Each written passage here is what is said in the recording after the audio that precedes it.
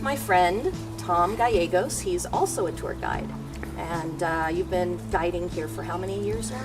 Yes, I've been a guide here for 10 years. I was born in northern New Mexico. I'm a son of New Mexico from Taos. And Courtney, you and I have been tour guiding for a number of years here, cooperating for the past few years. And I must say, you're very fun to work with. So I'm so glad we are able to team up now and then. How have you been coping with this recent shutdown? It's been a challenge, Courtney, for me and as for everybody else, really, not just here, but everywhere in the world. And so I've been fortunate. I have a good attitude and outlook generally, so that helps me. And I have a close family and a lot of close friends, so I've been able to kind of stay in, keep myself busy like everybody, doing home projects and all kinds of cooking and some exercise and getting out a little bit, watching some sports, old sports on TV, and just really passing time. And we're really challenged to stay indoors now, and it's really paid off. But it's been a real new challenge. Yeah, but we're lucky. We have suffered very, fewer deaths than many other places, I think, so far. Yes. Doesn't mean it won't change, but all in all, we've come out of this a little bit worse off than other people. So what is your favorite place to get curbside takeout these days? Well, I do have a favorite. Here it's Harry's Roadhouse, and where my son-in-law happens to be the chef, so it's also why it's a favorite. He's a great chef. It's a real Santa Fe favorite. So It's busy all the time. We have a saying here is if you don't know where to go to Harry's. Right. Yes, I've been there myself several times. It is a little bit out of town, but in a way, that's what makes it special. That's right. So today, we are going to explore the Barrio de Nalco area, San Miguel Church, Mission. Chapel, yes. And so I look forward to walking through the neighborhood with you and hearing some of your insights. Great.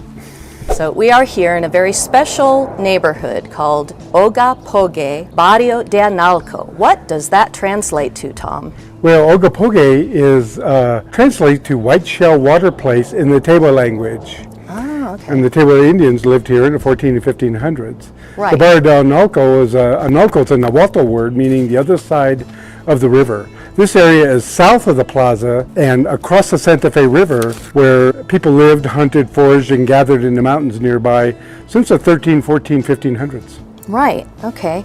And as I understand it, this was the neighborhood of the Tlaxcalan people. What was the relationship of the Tlaxcalan to the Spanish? Well, the Tlaxcalan, this is in the late 1500s. The Spanish came up and they were indigenous Mexican Indians from Mexico who were skilled builders, craftspeople, and artisans. Right. So they're able to do a lot of the building and all the things when the Spanish came up.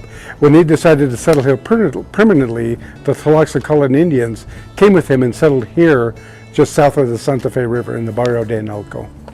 Then in 1680, the Pueblo Revolt happened, right? And the Tlaxcalan fought alongside the Spanish against the Pueblo Indians, correct?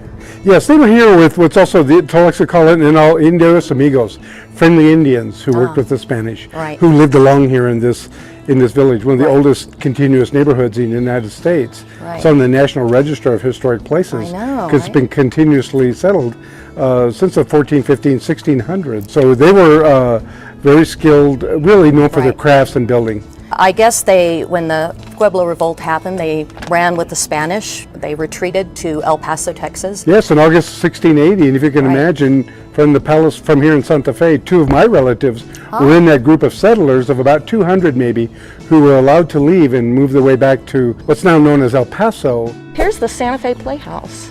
Do you know much about it? I know you're an actor. It is our community theater. It's our community theater, and Santa Fe is famous for the arts, so this is one of our hallmark for the arts because it highlights the local actors who produce wonderful plays throughout the year and some concerts, real creative venues. We're real proud of it. Did I hear that you do a little bit of acting yourself? Yes, I've been an actor and a little bit of more of handling the props and handling the lights because the lights have the best seat in the house every night.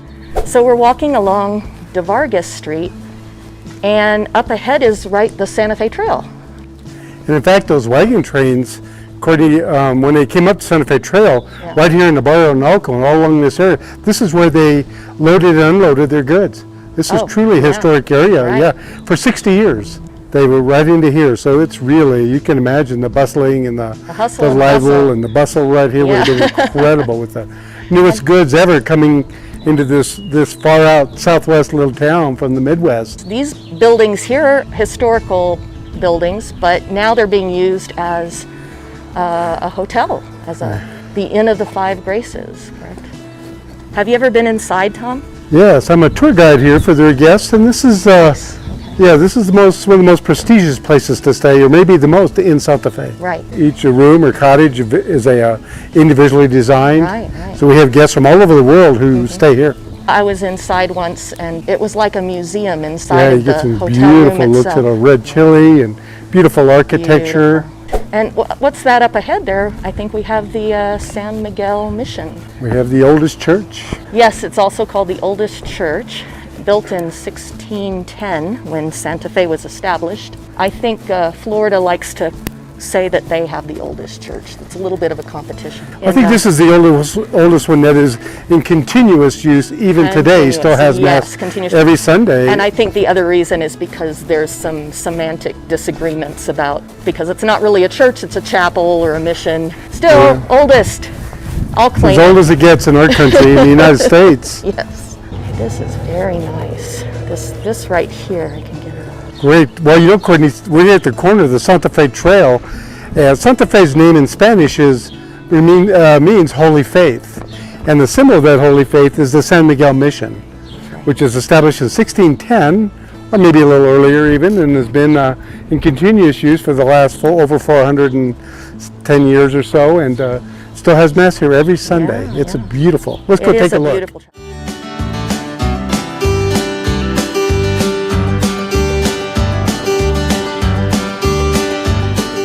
So Tom just went and got this lovely Adobe brick. Well, all the architecture here, Courtney, is every shade of brown, all through New Mexico, and it's all Adobe of the earth. Right. This is an Adobe block, Spanish. These are made right here, right next to Santa Fe, the San Miguel Mission, and these are poured into a mold with local clay and straw and sun-dried. Yes. And they will last forever. These are 10 by 14 by 4.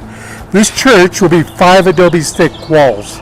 You can imagine. Wow. They will last forever. So many of the buildings, as if this church, many of the old Adobes here are of the 1600 time. Right. So it's the oldest architecture in our country. Let me get a close.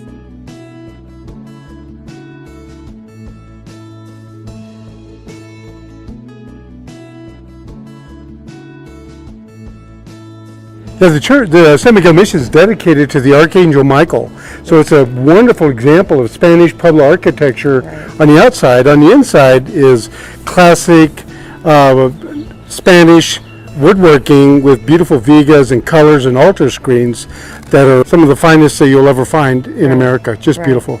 All right, so we're going to walk around the other side of this beautiful. Now this Adobe will be remudded every year. Yes. So they'll be putting scaffolds up, and if anybody wants to come back and help us in June, we'll be all mudding the Adobe. Oh, goody.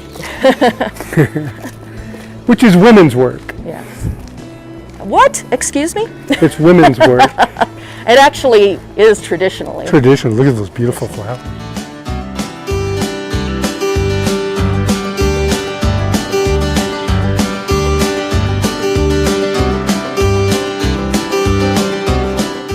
Take a look at the oldest house in the USA.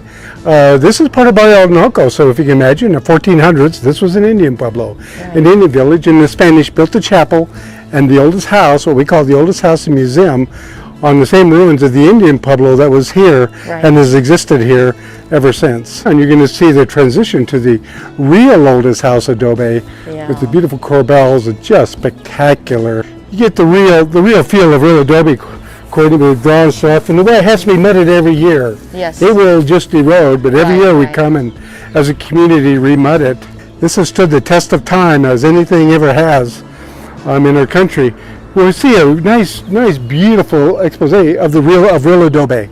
As long as it stays dry and is mudded every year, these adobes here would be probably 1700s. Yes. Maybe even a little earlier, even all through here, and some of these wood beams up in here and all through in here can be 1500s, 1600s. Right. Are those ponderosa pine trunks? Or Yes. I know traditionally that's what the Native Americans used. Yes. So this is well known by all the folks from those earliest times, Ogopoge, to now to the Royal City of the Holy Faith, and Santa Fe Trail, where all the visitors and new people would come right here first before entering the plaza and being here. So this truly is one of the gemstones of our country right here.